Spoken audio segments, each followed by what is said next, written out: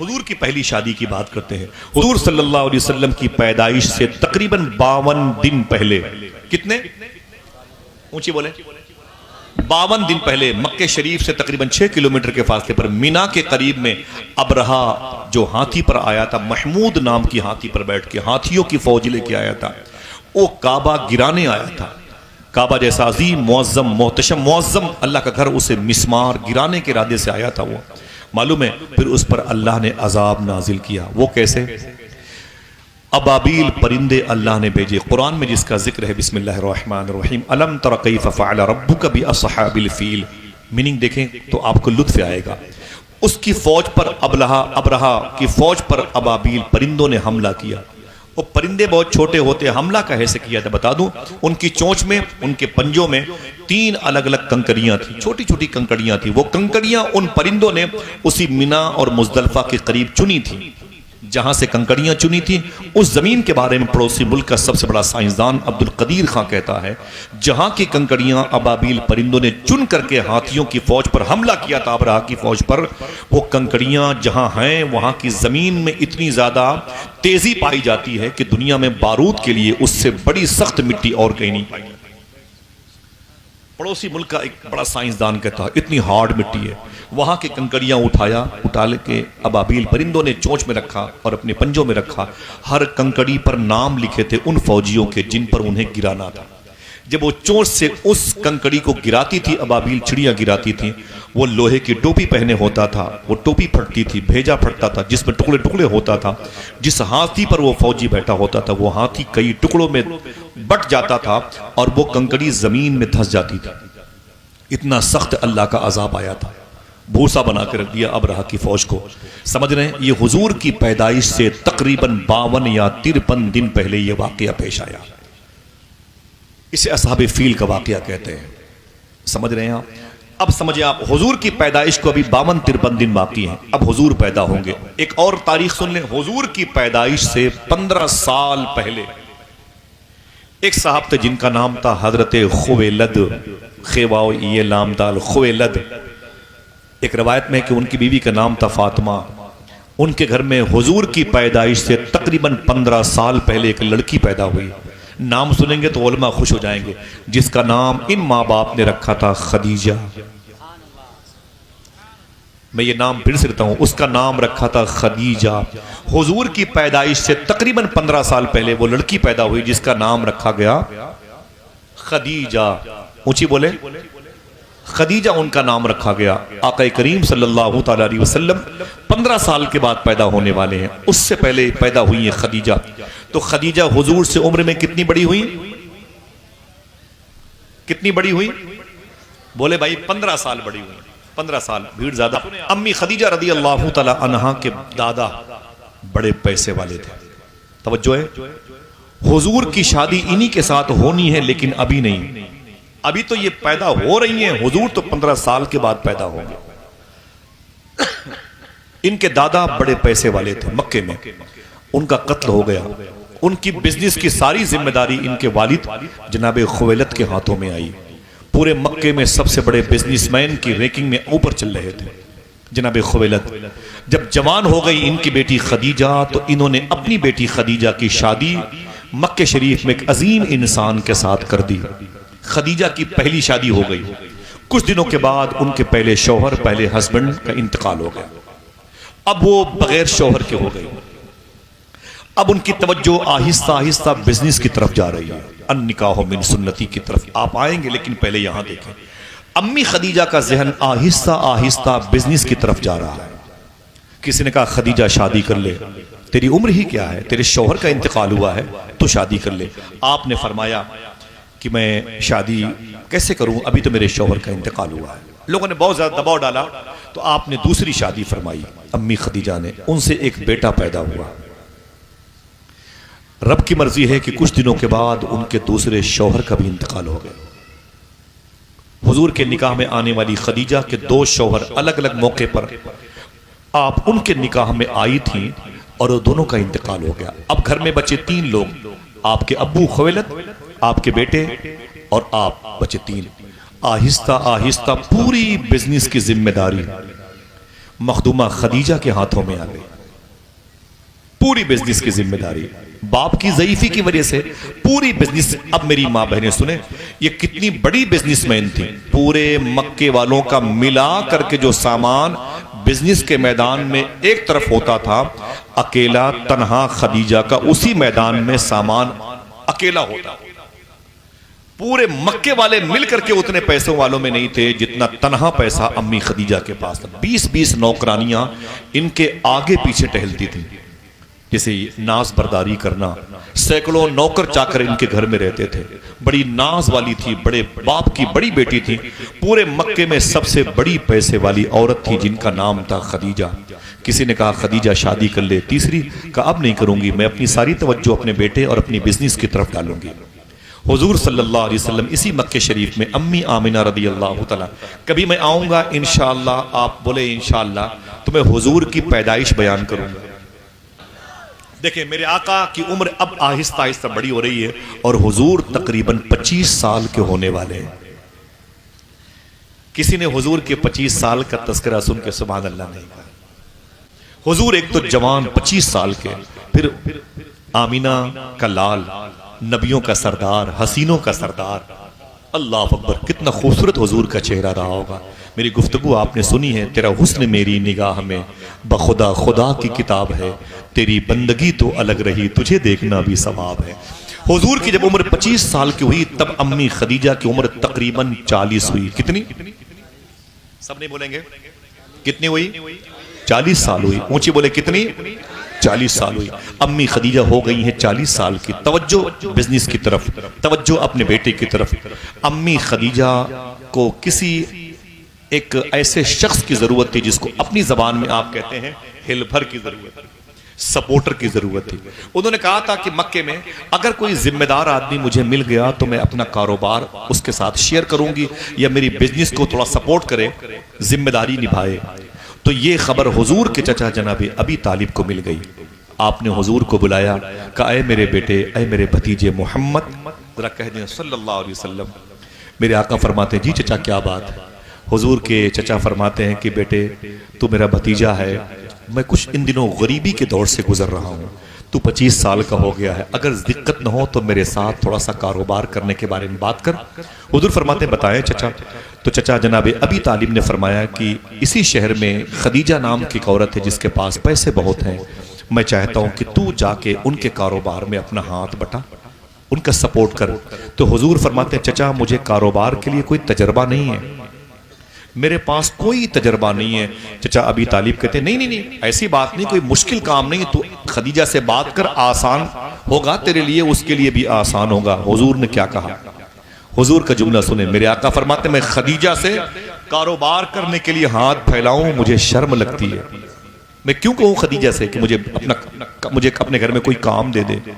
जनाब अबी तालिब कहते हैं खदीजा को पता चल गया कि जनाब अबी तालिब का भतीजा जो मक्के में सबसे खूबसूरत है, कहते क्यों नहीं दुनिया में सबसे खूबसूरत है, सबसे अजीम इंसान, जाजिब वाला, मकनातीसियत वाला, सबसे हसीन चेहरे वाला, वो कारोबार मेरा करना चाहता है, मेरी बिजनेस में साथ देना चाहता है। तो अम्मी खदीजा ने अपने घर से पैगाम भिजवाया, ऐ जनाब अबी तालिब अगर आपका भतीजा तैयार हो जाए तो उसे भेज दो, मेरे उसे भेज दो, मेरा कारोबार करे। देखना हुजूर की पहली शादी कैसे, ये बात कैसे आगे बढ़ी, स्टेप बाई स्टेप, जीने बाई जीने कैसे हुजूर का रिश्ता हुआ। तवज्जो सुनिएगा, याद करना इंशाअल्लाह आपको। अल्लाह आप सबके माँ बाप की मग़फ़िरत फरमा दे। मालूम है जब जनाब अबी तालिब खदीजा के बुलाने पर उनके घर पे तशरीफ ले गए, फरमाया क्या बात है? तो अम्मी फरमाती हैं खदीजा कि मैंने सुना है कि आपका भतीजा मोहम्मद बिजनेस करना चाहता है, मेरे साथ सपोर्ट करना चाहता है। आपने फरमाया जी वो बिल्कुल चाहता है, जो तुम चाहती हो, तुम्हें एक मजबूत सपोर्टर की जरूरत है, तो मेरा भतीजा वो काम करेगा। तो अम्मी खदीजा फरमाती हैं कि ठीक है भेजो अपने भतीजे को, मोहम्मद को।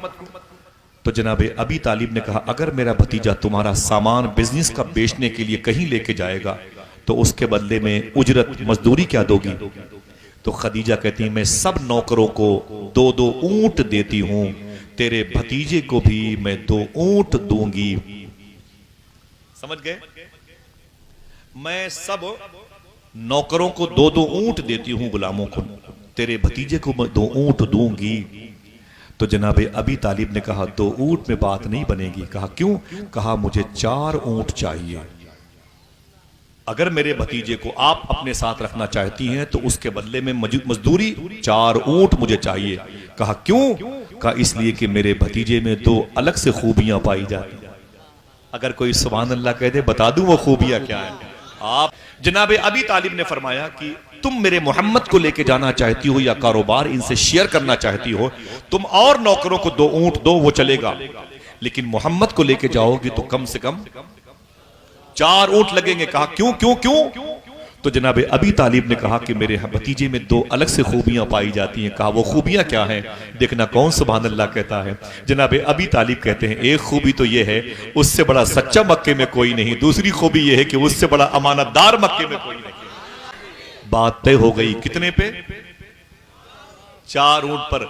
जनाब अबी तालिब कहते हैं मैंने अपने भतीजे से कहा मोहम्मद चले जाओ, जाओ खदीजा का सामान लेके जहां वो कहती हैं जाओ।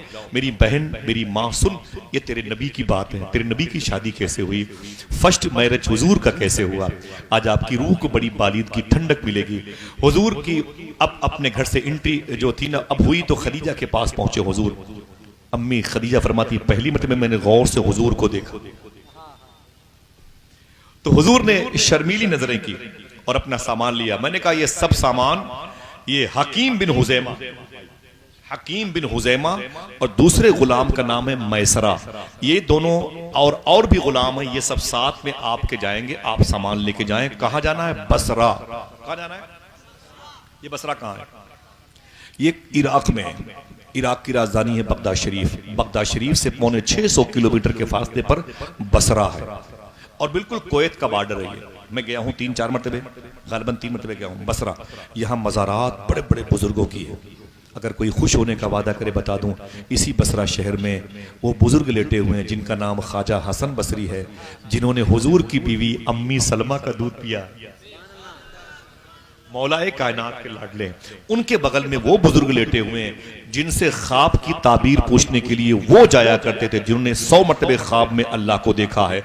देखने वाले का नाम इमाम आजम है, जिनसे ताबीर पूछते थे वो इमाम मोहम्मद बिन सीरीन, वहीं आराम कर रहे हैं। 10 साल तक मदीने में हुजूर के घर की सब्जियां बाजार मदीना से लाने वाले सहाबी 10-12 साल के थे, उनका नाम था जनाब अनस बिन मालिक, वो भी इसी बसरा शहर में आराम कर रहे हैं।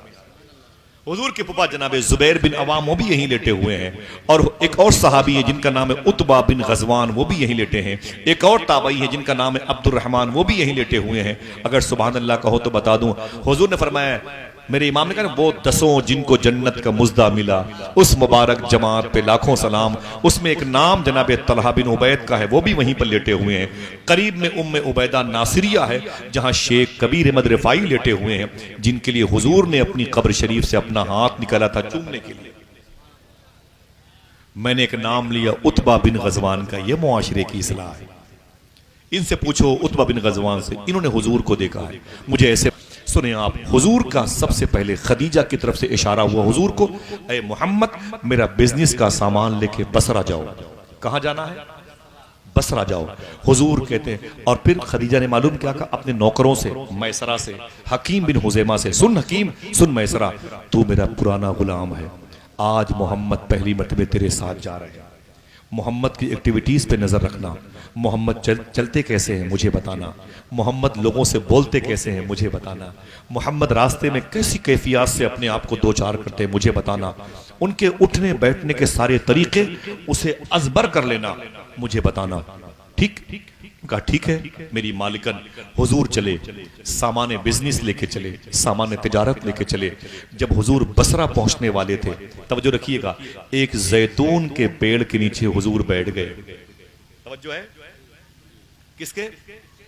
एक बात याद कर ले, खजूर के पेड़ की उम्र 30, 35, 40, 45, 50 साल होती है खजूर के पेड़ की, लेकिन जैतून के पेड़ की उम्र 1000, 1500, 2000 साल होती है।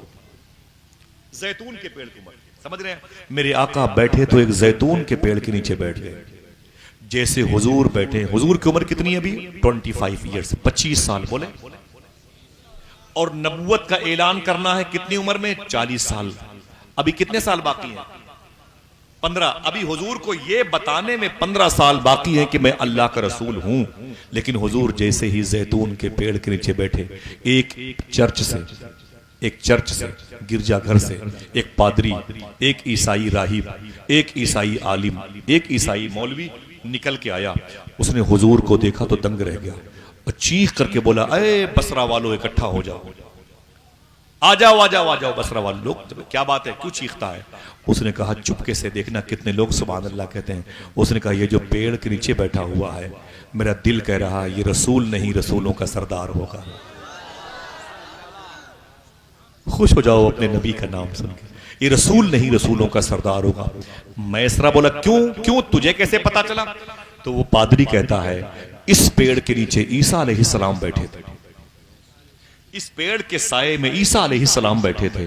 उठने के वक्त वो ये कह के उठे थे, अरे बसरा वालों मैं जा रहा हूं, लेकिन अब इस पेड़ के नीचे जो बैठेगा वो रसूल ही नहीं रसूलों का सरदार होगा। मैं इस इंतजार में था देखूं इस पेड़ के नीचे बैठता कौन है। आज पता चला ये बैठे हुए हैं, मुझे कोई बताए तो सही इनका नाम क्या है। लोगों ने कहा मोहम्मद है। हुजूर का चेहरा देख के दिल को ठंडक मिली। हुजूर की बारगाह ताजीम के साथ हाजिर हुए, हुजूर के चेहरे की तिलावत फरमाई। हुजूर ने अपना उठाया सामान, आगे बढ़े। अब बसरा की मंडी में आ गए। पहली मर्तबे नबियों का सरदार बिजनेस के इरादे से बसरा की मंडी में आया। यूं तो जनाब अबी तालिब के साथ बचपन में आए थे बसरा, समझ रहे हैं, लेकिन अब हुजूर जब पहली मर्तबे पूरा कस्टडी में अपना सामान लेकर, खदीजा का सामान लेके आए ना, तो रात में सब सो गए, हुजूर भी सो गए। सुबह को हुजूर जल्दी से उठे। सुने मेरे आका सल्लल्लाहु अलैहि वसल्लम आज पहली मर्तबे बसरा की मंडी में बिजनेस करने के इरादे से उतरे हुए हैं। जब हुजूर ने अपना सामान लगा दिया, बिजनेस का सारा सामान लगा दिया, अम्मी खदीजा का, हुजूर जैसे ऊंची जगह पर बैठे, फिर एक दूसरा ईसाई पादरी आ गया, ईसाई मौलवी आ गया, ईसाई आलिम आ गया। वो जब हुजूर को देखा तो वापस चला गया, अपने गिरजाघर गया, जाकर के एक मोटी किताब लेके आया। अब हुजूर के सामने बैठ गया। बैठकर उसने किताब खोली, कभी किताब देखता, कभी हुजूर को देखता, कभी हुजूर को देखता, कभी किताब देखता, कभी हुजूर को, कभी किताब, कभी किताब, कभी हुजूर को देखता रहा। तो उसने दंग होकर चीख करके बोला, ए बसरा वालों, तुम्हें पता है आज तुम्हारी मंडी में कौन आया? मैसरा आ गए, हकीम बिन हुजैमा आ गए। बोले कौन है भाई, कौन है, इतनी बातें करता है, कौन आया है? तो ईसाई आलिम कहता है तुम्हें पता नहीं ये जो सामने बैठा हुआ है इसका नाम क्या है? मैसरा ने कहा इसका नाम मोहम्मद है। कह दो सल्लल्लाहु अलैहि वसल्लम, नाम तुम्हारा लब पे आए, मीठा मीठा मुंह हो जाए। हुजूर का नाम कितना प्यारा है। कहा इनका नाम मोहम्मद है, कबीला क्या है? बोले कबीले कुरैश और हाशिम के हैं, और काबे के मुजावर, काबे के मुतवल्ली, काबे के ज़ियारत करने वालों की, मेहमान नवाजी करने वालों के खानदान से इनका ताल्लुक है। उसने कहा मुझसे सुनो, इस किताब में लिखा हुआ है जो रसूलों का सरदार, अब इसके बाद आखिरी रसूल आएगा, उसके अंदर दो निशानियां होंगी, उनमें से एक निशानी मुझे इसकी आंखों में नजर आ रही है। कहा वो कौन सी निशानी है? कहा इसमें लिखा हुआ है कि रसूलों के सरदार की आंखों में लाल रंग के सुर्ख डोरे होंगे, सुर्ख रंग के डोरे होंगे, लाल रंग के डोरे होंगे। आज तक मैंने बहुत लोगों की आंखें देखी हैं, लेकिन ऐसी आंखें मैंने पहली मर्तबे देखी है। अल्लाह, ऐसी आंखें मैंने पहली मर्तबे देखी है। एक निशानी जाहिर हो रही है कि अल्लाह के रसूल हैं, और एक निशानी इनकी पीठ में है। बोले पीठ में, पुश्त में क्या है? तो बता दूं आपसे कि हुजूर सल्लल्लाहु अलैहि वसल्लम की पुश्त में, पीठ में कबूतरी के अंडे के बराबर, कबूतर जिसे आप कहते हैं, कबूतरी के अंडे के बराबर उभरा हुआ गोश्त था। उस गोश्त पर लिखा हुआ था मोहम्मद रसूलुल्लाह, ये मोहम्मद अल्लाह के रसूल है। ये है नबूवत की वो मोहर जो हुजूर की पुश्त पे लगी थी। वो ईसाई कहता है एक निशानी जाहिर हो चुकी है, एक निशानी इनके लिबास को देखने के बाद होगी, इजाजत लीजिए।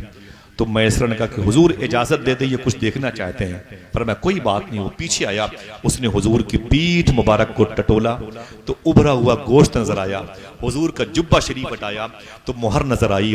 उसने मोहर नबूवत को चूम करके बोला इसमें कोई शक नहीं कि आने वाले दिनों में अल्लाह आपको रसूलों के सरदार होने का ऐलान करने का फैसला फरमाएगा। मेरे आका सल्लल्लाहु अलैहि वसल्लम के बड़े जलवे रहे। बसरा की मंडी में सबसे पहले अगर किसी का माल बिका तो हुजूर का बिका। ऊंची बोले, हुजूर का बिका। अन निकाह मिन सुन्नती, हुजूर फरमाते हैं निकाह मेरी सुन्नत है। ठीक है, अब ये बात आहिस्ता आहिस्ता निकाह के दायरे में आ रही है। अब जब सामान बिजनेस का अम्मी खदीजा का बिक गया तो हुजूर अब वापस आ रहे हैं। अब जैसे ही मक्के शरीफ के करीब पहुंचे, 5-7 किलोमीटर बाकी रह गया था। जैसे ये परियामा, ये काला काकर है, आगे मानिकपुर शरीफ है, ये कुंडा है, इधर चले जाएं तो ये ऊंचा हार है, फिर रायबरेली है, फिर लखनऊ है, फिर आगे चले जाएं तो फिर क्या क्या शहर पड़ते हैं, समझ रहे हैं। ऐसे ही जब मेरे आका शहर मक्का में आए तो 5-7 किलोमीटर पहले ठहर गए और अपने तमाम तर साथियों से फरमाया जिसको जाना हो मक्का चला जाए, अपने बच्चों के साथ रहे, मैं सुबह को पूरा हिसाब किताब पैसा लेकर के खदीजा के पास आऊंगा। अम्मी खदीजा के दोनों नौकर अपने घर न जाके सीधे खदीजा के पास आए। आने के बाद कहा, ऐ खदीजा दरवाजा खोलो। आपने दरवाजा खोला, कहा तुम आ गए? कहा पूरा काफिला वापस आ गया। कहा मोहम्मद कहां है? सुनिएगा, मोहम्मद कहां है? तो आपने फरमाया कि मोहम्मद तो करीब में 7-8 किलोमीटर के फासले पर आराम कर रहे हैं, पूरा लेखा जोखा हिसाब पैसा सब उनके पास है, वो कल सुबह को आएंगे।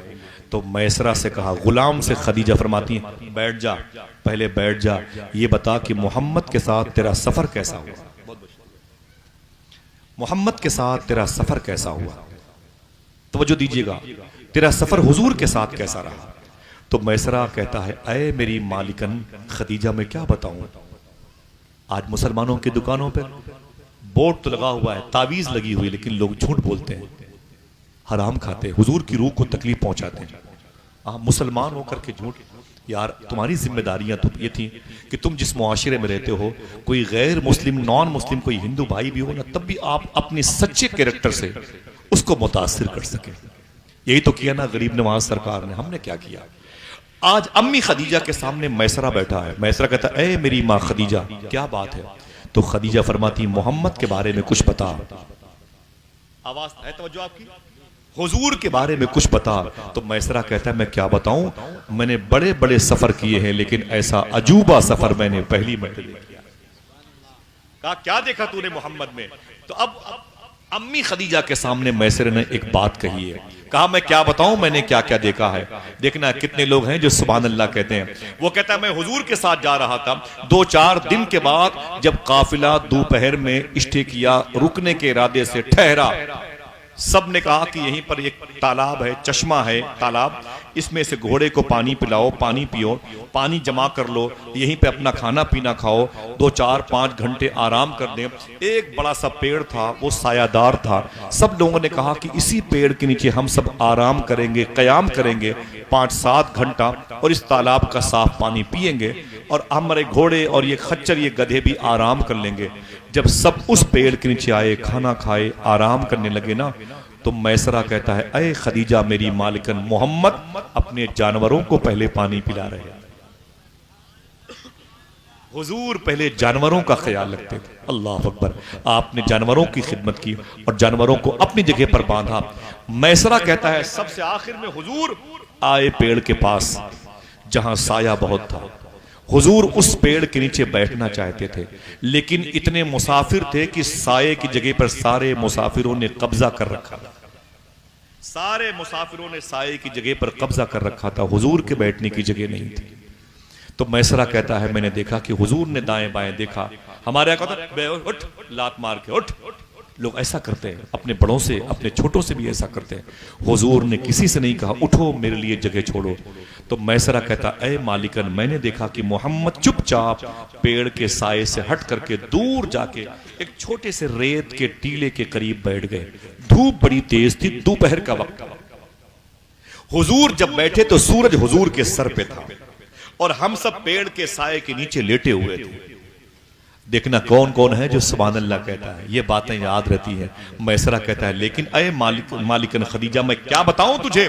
कहा क्या हुआ? कहा पेड़ के साये में तो हम लेटे हुए थे, लेकिन जब आंख खुली मेरी तो मैंने क्या देखा? पेड़ के साये में, पेड़ के करीब हम लेटे हुए थे, लेकिन साया मोहम्मद के ऊपर नजर आ रहा था। मैं समझ गया ये कोई मामूली आदमी नहीं है। पेड़ हमारे करीब, हम पेड़ के करीब हैं, लेकिन साया आमिना के लाल के ऊपर था। क्या बताऊं, बसरा में जब बाजार बसरा में कोई आता ना सामान खरीदने के लिए, आगे जाना चाहता था, वो मोहम्मद को देख के ठहर जाता था। मोहम्मद की बातें इतनी अच्छी थी, जब ये बातें करते तो इनके आसपास भीड़ लग जाती थी। सबसे पहले बसरा की मंडी में अगर किसी का सामान बिका तो ऐ खदीजा मालिकन, अपने अपना बिका।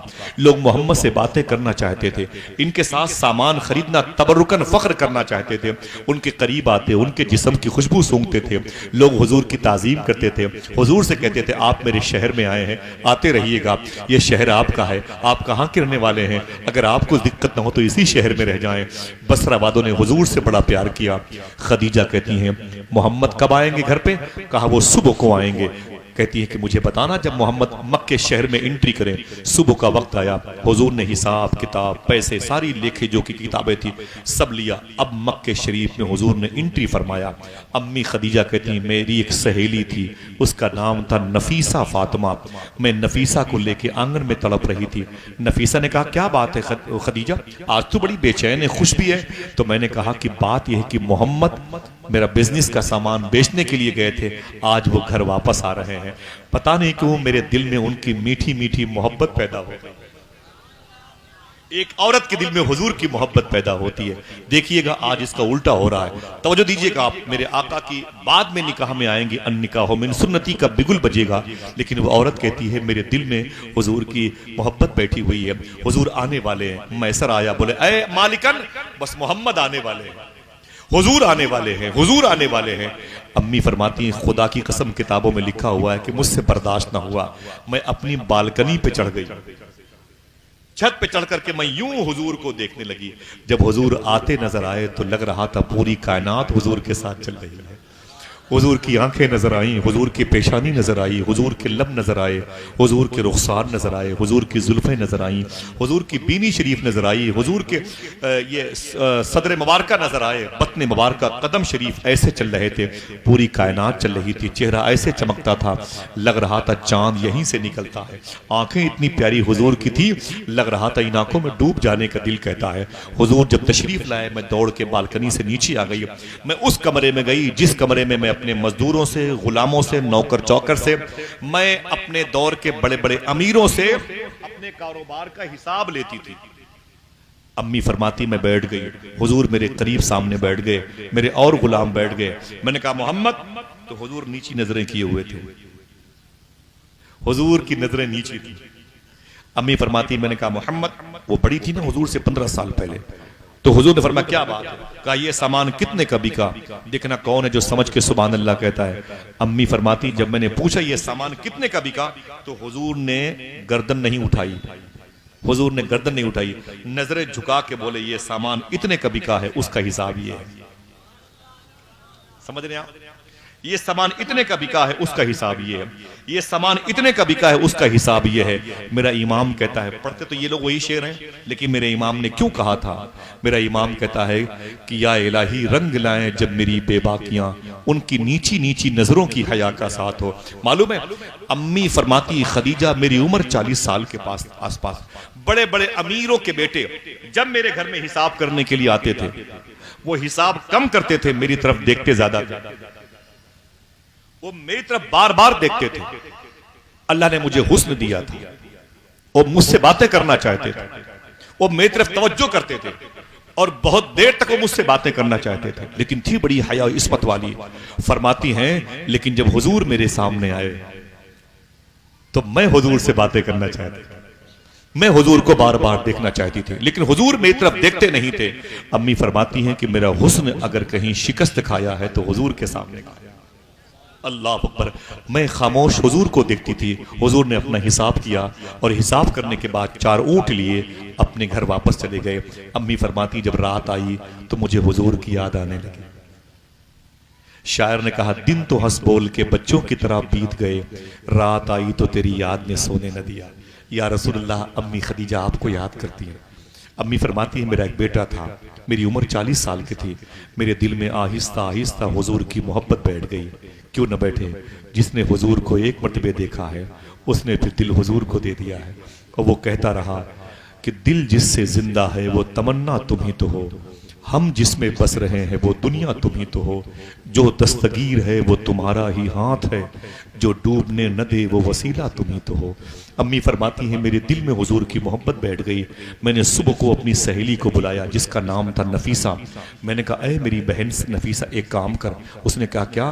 कहा मैं शादी करने का इरादा नहीं रखती थी, दो अलग अलग शौहरों के हस्बैंड के निकाह में थी, वो दोनों का इंतकाल हो गया। अब मैंने शादी का इरादा तर्क कर दिया था, लेकिन ऐ मेरी सहेली, ऐ मेरी फ्रेंड्स, ऐ मेरी बहन सुन, अब फिर से मेरे दिल में शादी करने की तमन्ना जाग रही है,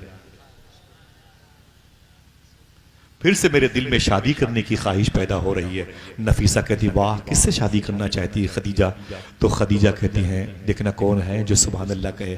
खदीजा कहती हैं ऐ मेरी बहन, मैं सिर्फ एक शख्स से शादी करना चाहती हूँ। कहा वो कौन है? कहा वो आमीना का लाल है। बस मोरा हार सिंगार तुम्हीं से है, बगियन में बहार तुम्हीं से है। अगर मैं शादी करूंगी तो हुजूर के साथ करूंगी, अन निकाह मिन सुन्नती। तो खदीजा कहती हैं जैसे मैंने ये कहा, नफीसा ने कहा परेशान मत हो, परेशान मत हो, परेशान मत हो। हुजूर के चचा का नाम जनाबे अबी तालिब है, उनकी एक बहन है जिसका नाम है आतिका। हुजूर की क्या हुई? फुफू। क्या हुई? फुफू। हुजूर की दो फुफू ने इस्लाम कबूल किया, आतिका और सुफैया ने। इनकी जो मज़ारात मुबारक है बकी शरीफ में, आप बकी के मेन दरवाजे पर अंदर एंट्री करेंगे, बाएं तरफ देखेंगे 30 फुट के फासले पर दो मज़ार है, एक आतिका की, एक सुफैया की। हुजूर की फुफू हैं, ये वही आतिका हैं जो हुजूर की शादी में मीडिएटर बनी हुई थी। समझ रहे हैं? अल्लाह अकबर। नफीसा कहती है मेरी बहन खदीजा परेशान मत हो, मैं तेरी शादी का इंतजाम करती हूँ। मैं हुजूर की फुफू आतिका से बात करती, वो मेरी सहेली है। वो चुपके से उनके घर पे चली गई और जाके बोली ऐ आतिका, मैं एक बहुत ज़रूरी काम से आई हूँ। कहा काम क्या है? कहा कि मेरी दोस्त है, मेरी सहेली है खदीजा, वो शादी करना चाहती हैं, उनके लिए रिश्ता लेके आने आई हूँ। कहा किससे शादी करना चाहती हैं? तो आपने फरमाया कि वो मोहम्मद के साथ रिश्ता करना चाहती है, सल्लल्लाहु ताला अलैहि वसल्लम। मोहब्बत से कहते हैं सल्लल्लाहु अलैहि वसल्लम। वो हुजूर के साथ शादी करना चाहती है। इतना सुना तो आतिका कहती हैं खुश होके मुझे ये रिश्ता मंजूर है। आप नहीं कहते कि इमाम साहब हजरत मेरी बेटी बड़ी हो गई, दुआ कीजिए, अच्छा रिश्ता है तो बता दीजिएगा। चाय खानों पर कहते हैं आप, दोस्तों के यहाँ कहते हैं, अपने भाइयों से कहते हैं बच्चे बड़े हो गए, माकूल रिश्ता आए तो ये रिश्ता लगाना हुजूर के घर वालों की सुन्नत है। समझ रहे हैं आप?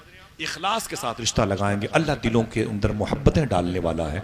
हुजूर सल्लल्लाहु अलैहि वसल्लम की जो पुप्पू ने कहा मुझे ये मंजूर है, तो कल मेरे घर पे आना, मैं तेरी सिफारिश करूंगी। कल मेरे घर पे आना तो मैं तेरी सिफारिश करूंगी। मखदूमा नफीसा वापस आ गई, दूसरे दिन हुजूर के घर में गई। तवज्जो है, तवज्जो है। दूसरे दिन जब हुजूर के घर पे गई तो मालूम है क्या हुआ? बाएं तरफ रवायतों में आए, एक तरफ हुजूर बैठे हुए थे 25 साल के, उनके बगल में हुजूर के चचा जनाबे अबी तालिब बैठे हुए थे। सामने सामने हुजूर के चचा जनाबे अबी तालिब की बीवी मखदूमा फातिमा बिनते असद बैठी हुई थी। ये कौन है? ये मौला अली की माँ है, ये फातिमा की सास हैं, ये हसन हुसैन की दादी हैं, ये इमाम ज़ैनुल आबदीन की परदादी हैं, इमाम बाकिर की परदादी की माँ, परदादा की माँ है। समझ रहे हैं? ये बैठी हुई थी, उनके बगल में आतिका बैठी थी, सामने हुजूर बैठे थे जनाबे अबी तालिब के बगल में, इधर फातिमा बिनते असद बैठी थी, बगल में आतिका। अंदर एंट्री किया मखदूमा नफीसा ने बड़ी खुश होकर के, मरहबा अहलन वसादन मरहबा के नारे लगाए। जब अंदर एंट्री किया तो जाके हुजूर की चची के पास बैठ गई। तो चची ने फरमाया अये नफीसा बड़ी खुश है, क्या करने आई है? आपने फरमाया मैं रिश्ता लेके आई हूं। हुजूर सामने बैठे हुए। अब आप देखें कि हुजूर की शादी का कन्फर्म फैसला आज होने वाला है, हुजूर का रिश्ता आज मंजूर होने वाला है। आपने फरमाया मैं रिश्ता लेके आई हूं। जैसे रिश्ते की बात की, फातिमा बिनते असद ने गौर से देखा, जनाबे अबी तालिब ने गर्दन उठा के देखी, हुजूर उनके बगल में बैठे हुए थे। हुजूर ने भी अपनी मुबारक गर्दन उठाई और जनाबे नफीसा को देखा। तो फातिमा बिनते असद ने कहा किसका रिश्ता लेके आई है? तो नफीसा कहती हैं खदीजा का रिश्ता लेके आई। कहा खदीजा किसके साथ शादी करना चाहती है? आपने इशारा करके फरमाया मोहम्मद के साथ शादी करना चाहती है। आप मेरे आका जैसे फरमाया मोहम्मद के साथ खदीजा शादी करना चाहती हैं, मालूम है सन्नाटा तारी हो गया। हुजूर ने गर्दन झुकाई और मुस्कुरा दिए। क्या मतलब? हुजूर ने बता दिया आज जो रिश्ता नफीसा लेके आई है, इस रिश्ते के बारे में मेरे परवरदिगार आलम ने बहुत पहले मुझे इशारा फरमा दिया। हाँ, मेरे कल्ब में इसके इशारे मौजूद हैं। सन्नाटा तोड़ा आतिका ने, फरमाया किसके साथ? बोले इस मोहम्मद के साथ। आपने फरमाया मुझे रिश्ता मंजूर है। 4 ओंठ में से 1 ओंठ मिल गया। उनके बगल में हुजूर की चची मखदूमा फातिमा बिनते असद थी, फरमाती है मुझे भी ये रिश्ता मंजूर है। अब हुजूर के चचा सामने बैठे हुए थे, फरमाया अगर तुम दोनों की मर्जी है तो मैं ये देखूं कि मोहम्मद की मर्जी क्या है। जब हुजूर की तरफ देखा तो हुजूर मुस्कुरा रहे थे। मुस्कुराहट यस की निशानी है। आपने फरमाया इसका मतलब रिश्ता मंजूर है। सुभान अल्लाह। हुजूर का रिश्ता हो गया अम्मी खदीजा के साथ। ठहरो, बोलना नहीं, हंगामा नहीं, चीख पुकार नहीं। मालूम है हुजूर की जब शादी का दिन आया ना, हुजूर की शादी का दिन आया ना, तो बड़े बड़े उमरा और रोसा बड़े बड़े लोग हुजूर की शादी में शरीक हुए। लेकिन आपको पता है हुजूर की शादी में चीफ गेस्ट कौन था? बता दो। संसद जी नहीं थे, विधायक जी नहीं थे, कोई शराब की फैक्ट्री चलाने वाला नहीं था, कोई बियर बार का ठेकेदार नहीं था, कोई इलाके में हिंदू और मुसलमानों को लड़ाई लड़ाने वाला नहीं था, कोई दबंग किस्म का आदमी नहीं था। जब हुजूर की शादी की नौबत आई ना, तो मालूम है हुजूर अपने घर में था। जब ये हुआ कि कौन खुसूसी मेहमान बनेगा, सूफिया फरमाते हैं, अल्लामा मुख्तार अहमद शाह साहब फरमाते हैं कि हुजूर की शादी में मेहमान खुसूसी बन के जो गया था, अगर मैं वो जुमला आपके सामने बताऊं तो कितने लोग सुभान अल्लाह कहेंगे? बोलिएगा, बताइएगा इंशाल्लाह, ठीक है? दिल से बोलिएगा। ये बात बिल्कुल अजीब से लगेगी आपको। मालूम है आपको, मेरी माँ बहनें सुने, हुजूर की शादी में जो चीफ गेस्ट खुसूसी मेहमान बन के गया था वो कोई और नहीं था, हुजूर की माँ अम्मी हलीमा गई थी। हाय, जरा मोहब्बत से कह दो सुभान अल्लाह। हुजूर ने फरमाया, ऐ मेरे चचा, जब मैं अपनी माँ के पेट में था 2 महीने का, तो मेरे बाप का मक्के में इंतकाल हुआ था। दारे नाबगा में उनकी तदफीन अमल में आई थी। बाद में उनका जनाजा बकी में ट्रांसफर हुआ था। हुजूर फरमाते हैं जब मैं पैदा हुआ तो 6 साल की उम्र थी मेरी, तो मेरी माँ का अबवा शरीफ में इंतकाल हुआ। जब मैं 8 साल का हुआ तो मेरे दादा अब्दुल मुत्तलिब का इंतकाल हो गया। मेरा कोई नहीं, मेरी बहन नहीं, मेरा भाई नहीं, मेरी माँ नहीं, मेरा बाप नहीं। मुझे बचपन में कई सालों तक ऐ मेरे चचा पाला अम्मी हलीमा ने। मैं ये चाहता हूँ कि मेरी शादी में मेरी माँ की जगह अम्मी हलीमा ले ले।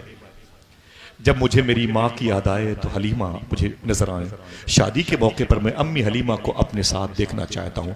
चैप्टर क्लोज, बातें किसी और मौके पर होगी। अपने हाथों